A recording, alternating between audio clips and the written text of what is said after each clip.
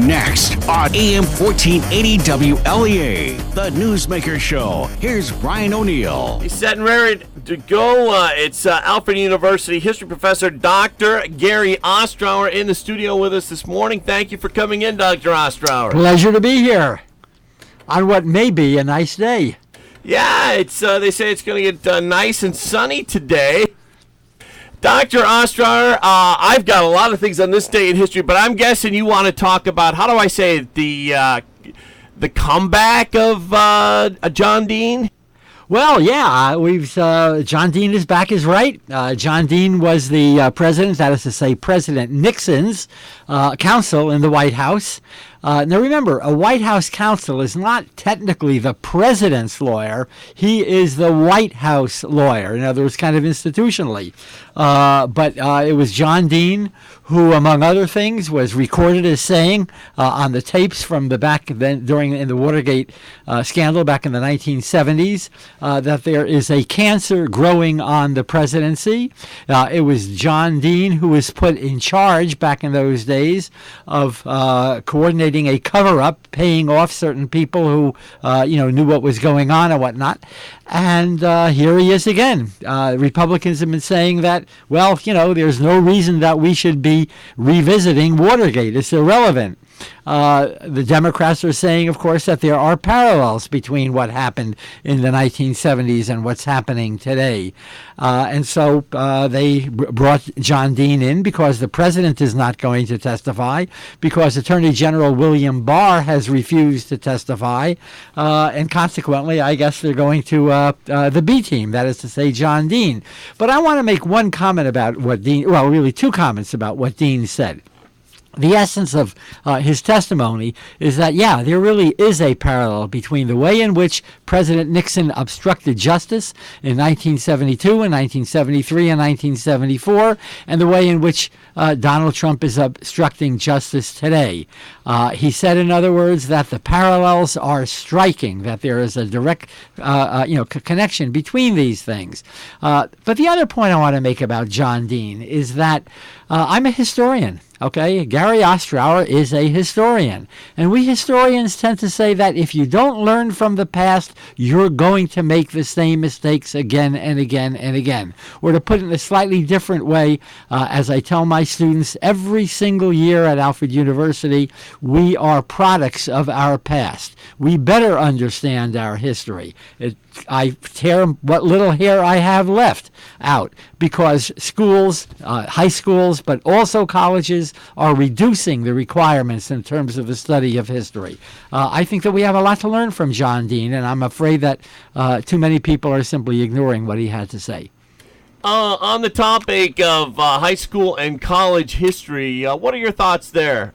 Well, the California State university system, and when I say the state university system, there are two state systems in California on higher education. One is for the big universities, that would be places like Davis and UCLA and Santa Barbara and Berkeley. That's one university system. And then they have a state university system, which includes schools like Northridge and Chico and whatnot. It's not quite the same thing. Okay, they're separate. Organizations. In that second group of state institutions, California has essentially eliminated a requirement for students to study history. And, again, I mean, obviously I'm kind of biased in talking about all of this, but I think that that's madness.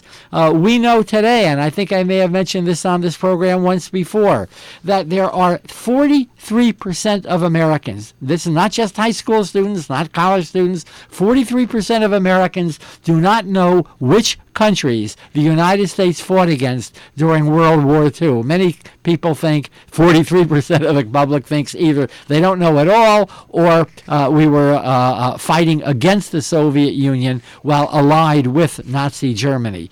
Now, that kind of ignorance drives people like me crazy. I'll give you another example of what I mean by this.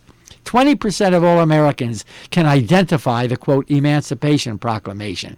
Brian, you know, and certainly I know, that it represented in 1863, Lincoln's executive order to free the slaves.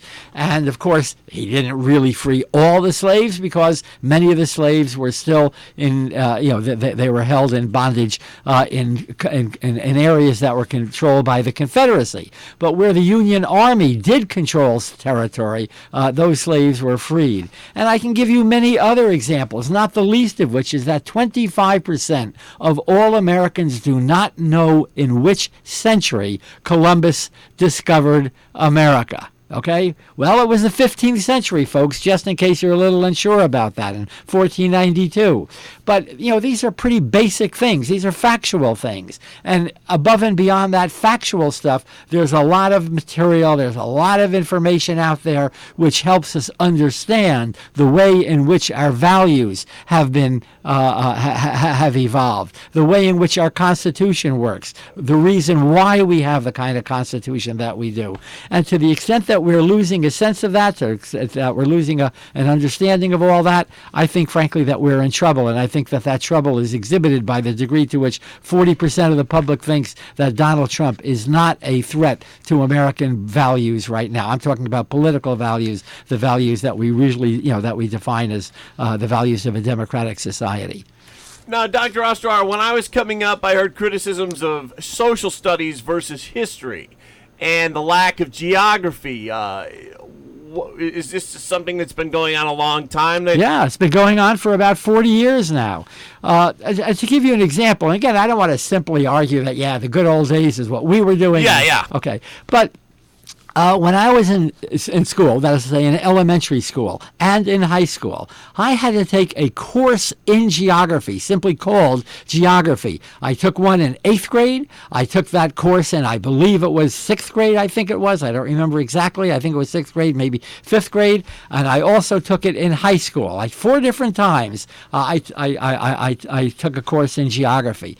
Today, geography has been kind of subsumed into something called social studies, which includes not only a little bit of geography, which really means that students don't know very much at all about geography, but also economics, but also civics, but also history. In other words, social studies becomes kind of a mush of a whole bunch of these different things. And so, students aren't getting very much of any single one of them. And again, I think it says something about our ignorance. And since we're talking about geography, let me make a comment about that, because I think it relates to what's happening. In 1960, the United States became involved in a war in Vietnam. Well, why did we become involved in a war in Vietnam? The answer is complex. It has to do with things that were going on before World War II. It has to do with the collapse of French colonial rule in Vietnam. It has to do with a whole bunch of other things. But the fact of the matter is that probably not more than 1 or 2% of the American public knew where Vietnam was. And if they knew something about the geography of Vietnam, they'd have some sense as to whether or not fighting a war there was in the national interest. But we didn't know. Most Americans knew nothing about Vietnam. And I think our ignorance becomes one of the many, many factors that led us into a disastrous foreign policy experience between 1960 and 1975. As long as we're talking educational trends, what do you make of the whole Common Core thing? Well, I happen to be I support the Common Core, although I think that there are many people out there who don't support it. But I also understand that there are some legitimate criticisms of Common Core. Okay, so that if you're going to deal with Common Core, the criticisms really boil down to 2 things. There are many, many conservatives who don't like it because they feel that it's imposing a national standard on what should be, education as defined locally. In other words, it, to a certain extent, undermines the federal quality of American education. I don't have too much sympathy for that. And the reason is that in many, many states, based on what we're talking about already, having to do with social studies and so forth, the educational standards in the United States have really been weakened, have really been, I think, pretty pathetic. And as a matter of fact, if we utilize some of the standard, examinations, American students in fields like writing, in fields like mathematics and feels like science do not measure up, simply don't measure up to what students are doing in many, many other industrialized countries. In other words, we're going to have to deal with, if you will, some of the failures of American education. There's another criticism of Common Core, and that is that there is too much testing. And I think that there's a lot to that. In other words, to the extent that teachers are going to teach for the test rather than for a more generalized kind of understanding of what all of this material means, I think that we're, but I think that that can be improved. In other words, I think that, look, we better understand that American education at the elementary school level and at the secondary school level is less good than it used to be. There may be other reasons for this, but I think the Common Core is at least a reasonable effort to address the need to improve what we are doing at the elementary and secondary school levels. Talking with Alfred University history professor Dr. Gary Ostrower, back in 60 seconds. Do you want to make your home buying experience smart, simple, and convenient? At Steuben Trust Company, our dedicated team will answer your questions and guide you through the entire process. Our goal is to find the right mortgage solution for you and your family, and to make owning your dream home reality. So stop into any one of our convenient locations or visit SteubenTrust.com to learn more. Steuben Trust Company, member FDIC, an equal housing lender. Checking in now with meteorologist Rob Carroll, who says it's going to get sunny today. Sunshine today. We're going to be breezy with highs reaching 70 degrees later this afternoon. It's going to be clear and unusually cool for tonight. Need an extra blanket on the bed if you're going to be sleeping with the windows open. Lows will be 45 to 50. Partial sun tomorrow, 75 to 80. Showers arrive late tomorrow night. Lows 55 to 60. Rain at times on Thursday. Highs Thursday, 65 to 70 degrees. Thanks, Rob. Well, we're back with Dr. Gary Ostrower, who marked, 50 years of teaching at AU this week? I've got my, I was recognized for 50 years of teaching at AU is right. It was a really nice ceremony. It was part of Alfred University's annual reunion. And on Saturday, the president of the university, President Mark Zupan, conferred upon me what we call the Order of Merit. So I was rather flattered by all of that, but 50 years is a long time, and it gave me a chance, of course, to reflect on what it meant to be teaching back in 1969 when I started. Even a little bit earlier, I began my teaching career at Vassar College in 1967. So, I've been doing it for a long time. The days go by awfully quickly, in the wink of an eye. Dr. Ostrower, if we could talk this day in history a little bit, JFK faced down Governor George Wallace on this day in 1963. Well, hey, before I say something about President Kennedy and George Wallace, and that's a good point to make, I think, I want to make, if I may, one other comment about, having taught for 50 years, because I think it's relevant to what we're saying right now. When I began teaching at Alfred University in 1969, students were required to take at least 8 credits, 2 full courses in the field of history. And that was true at most American colleges. There were many, many more requirements for the study of history than there are today. Today at Alfred University, many students are required to take only 1 course, and some students are not required to take any courses in the field of history. And it goes back to what we were saying about social studies and the lack of historical knowledge on the part of this generation generally. In the 1950s, during the 1950s, when I went to college, the history majors were the most popular major subject in American universities. Today, history is way down the list. It's about maybe 10th out of around 20 different possible majors that students could take. Why do you think that is? Well, I think it has something to do with the degree to which we no longer believe that history is really important. I think to a certain extent it may be that people in other fields want more study of those areas, and therefore, students are going to study history less. But I can tell you this, that fairly recently, between 2005 and 2019, that's only 15 years, The number of history majors has dropped by 30 to 40% in American colleges and universities. Now, that's not true in all 4,000 American colleges and universities, but it's certainly true in most. It certainly is true in Alfred University. In other words, what's happening at Alfred is fairly typical of what's happening elsewhere. At St. Bonaventure, where I am the ombudsman, likewise, there's a sharp drop in the number of students who are studying history.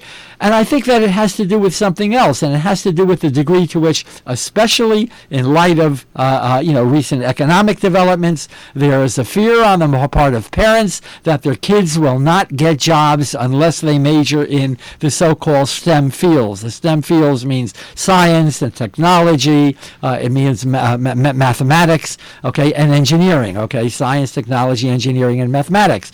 Well, okay, if you're going to study those things, that's great, but it does mean that in all likelihood you're going to wind up placing less of an emphasis on things like history and English and philosophy. I think the humanities are in trouble, and history is one of those humanities subjects. Now on to George Wallace, if we could. George Wallace was the governor of Alabama back during the 1960s. And it was during the 1960s that the civil rights program in the United States generally had really kicked up.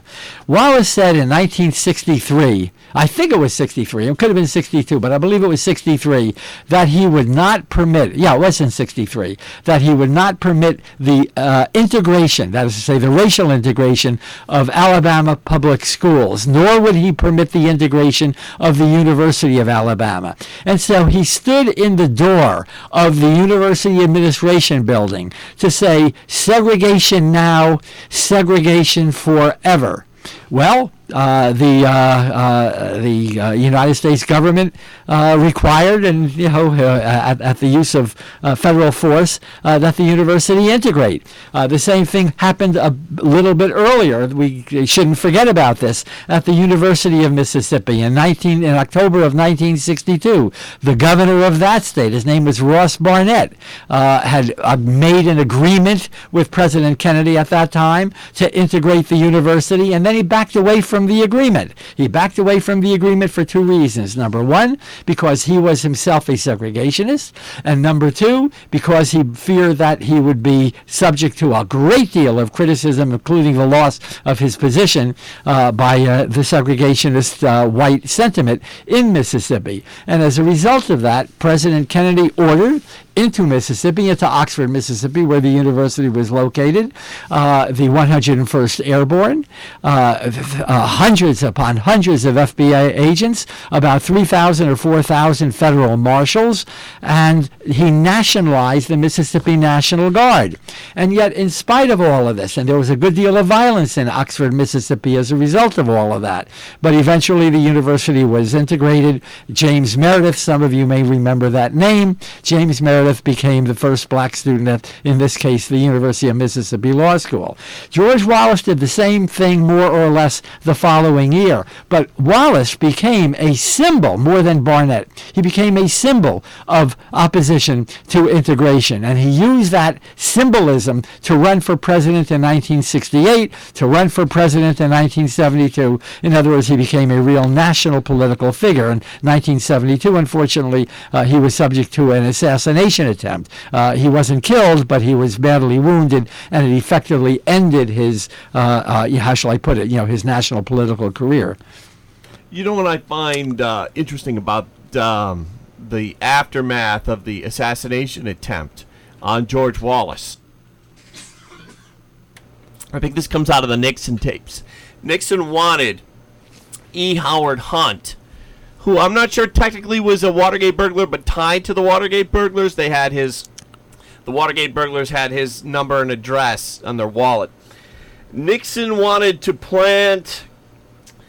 he wanted E. Howard Hunt to break into the suspect's home and plant McGovern literature. Yeah, well, look, I mean, Howard Hunt was involved in what they call dirty tricks, but that dirty tricks wasn't simply tricks, it wasn't simply a matter of practical jokes. These were things that were fundamentally undermining the American democratic political system. Hunt was the fellow, and I believe, if I'm not mistaken, that he had a CIA background, but Hunt was the fellow who authorized the break-in in 1972 into the Democratic National Committee. So when you say that the burglars had his number in their phone book, in their memos, you bet they did. I mean, Hunt was deeply, deeply involved in this. This was part of a cover-up, and it became then not only part of a cover-up, but part of what Nixon sought to do in terms of obstructing justice, of undermining the investigation, and that's where John Dean comes in. So we began this program today with John Dean, and maybe we should go back to John Dean. What John Dean was essentially saying was that the President of the United States was fundamentally seeking to obstruct justice. And that's essentially what the Mueller report has said about President Trump today in respect to Russian involvement in the American election during 2016. And I ask people, look, I understand that the Mueller report is 448 pages. I know that most people are not going to read it, but read the second portion of that report. Read at least the few pages, 16 pages, that deal with the subject of obstruction of justice. You cannot read that report and then believe President Trump when he says the report exonerated him, that the report found no wrongdoing. The report found a great deal of wrongdoing, and you can read it for yourself. Don't take my word for it. There were other this day in histories. I don't think we have time to get them today, Dr. Ostrower. Finishing up with your 50 years at AU, though, that's very interesting. What will you remember the most about Alfred University? Well, look, I remember a lot of things back in those early days when students had to wear beanies and women had curfews. All of those things are gone today. Of course, by the time I came back to teach at Alfred University in 1969, it was right in the middle of the Vietnam War. There was a lot more political agitation at the universities than there are today. But I also want to make one general observation, and that is that students back in that period read much more than they do today. And again, what I'm saying is not only true of Alfred University, it's true in probably every university in the United States of America. And because they read much more, they wrote a lot better than they do today. I think it's one of the key developments that we have in American education. Dr. Ostrower, as always, thank you so much for coming in. Hey, thank you very much for having me over here.